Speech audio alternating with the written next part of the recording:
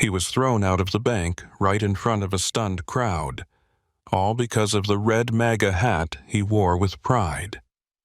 The manager, convinced he was dealing with a dangerous agitator, personally ordered security to get rid of this guy, never suspecting who he really was. But when the truth came to light, the entire room fell silent in shock. How could the bank's major shareholder end up being humiliated in his own institution? The answer turned out to be more unbelievable than any fiction.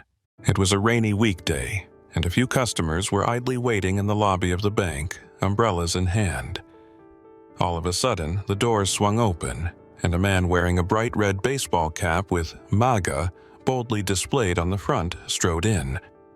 Used to the usual hush of a bank, the staff glanced at each other, clearly taken aback by his conspicuous headgear. The bank manager, an overconfident, somewhat arrogant fellow named Borodin, stepped out of his office the moment he heard the sudden commotion. The second he spotted that MAGA hat, he grimaced as if the visitor had just dragged in a swarm of locusts. "Excuse me," the manager began, his voice oddly polite but noticeably cold. "We're only seeing customers by appointment today, and, well," he pointed at the cap, "it might be better if people like you came back another time." The man, who we'll call Mark, simply offered a calm smile. He was no stranger to political bias, but he hadn't expected such open hostility at a place where customers' business should be top priority. "That's fine," Mark replied, taking off his cap and shaking off the raindrops. "I can wait." Borodin gave an indignant snort but held his tongue. Meanwhile, the other customers kept one eye on their phones. A few had already started recording. Evidently, the day was about to get a lot more interesting. Mark headed over to the teller to request his account statement. But before he could utter more than a few words, Borodin rushed over to him again, bristling with barely contained indignation. "You," the manager said sharply, glaring at Mark. "I told you. We're only seeing customers who have an appointment today. You need to leave. And don't you dare bring your politics in here."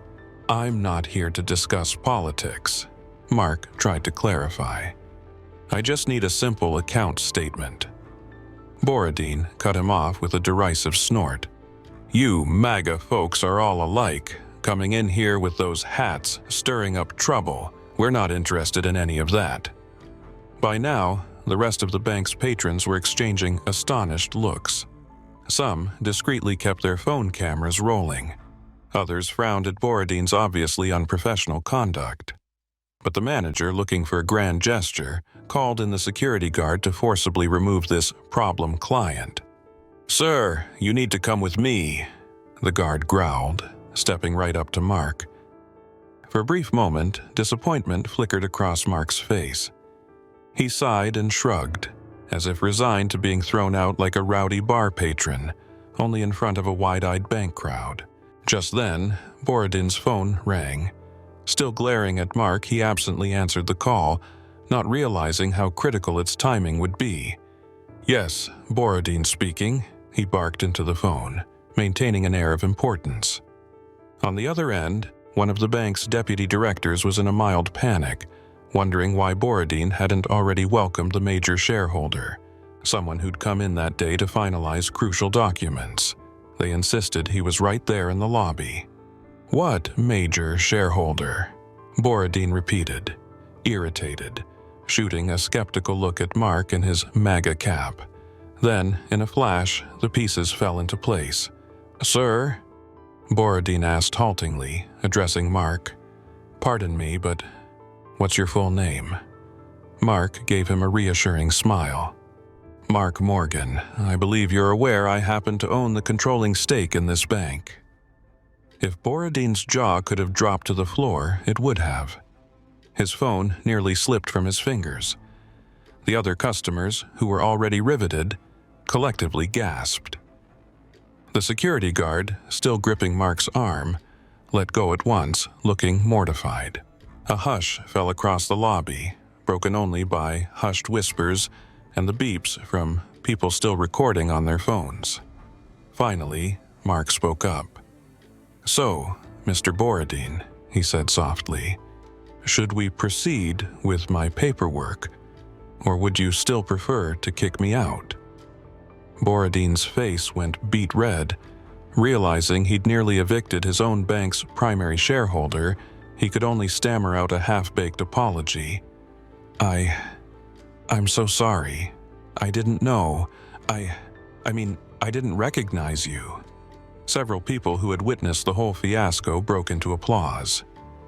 One younger customer whistled and exclaimed, "Now that's a twist." Mark shrugged affably, placing his mega cap back on his head. "Everyone makes mistakes," he said gently. "No hard feelings." But it was painfully obvious Borodin would have some serious explaining to do, especially once the video of his outburst went viral on social media. Trying to salvage the situation, the embarrassed security guard escorted Mark to the VIP lounge. People in the lobby looked on with approval, some offering supportive nods or thumbs up, while others traded amazed glances. In the end, the MAGA-wearing Republican showed his true strength of character, triumphing over petty prejudice and driving home the lesson that you can't judge a book or a bright red cap by its cover. As Mark disappeared into the VIP room, he left behind a stunned manager, a handful of equally stunned customers, and a story that would be retold around the water cooler for days to come.